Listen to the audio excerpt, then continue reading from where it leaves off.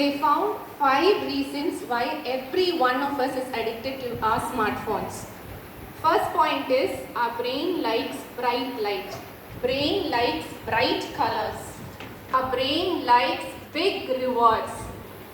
Our brain likes when there are no rules, no obligations. Our brain does not like obligations. So what is a smartphone doing to your brain? It is taking you far off from reality. This is why the neuroscientists found it so that we can get you out of it, out of the addiction. It is a very hard job to do, but once you are out of the addiction, you come back to reality, you start enjoying what we as children enjoyed. Playing in the playground, yes, enjoying nature, all that happens only when you are out of the addiction.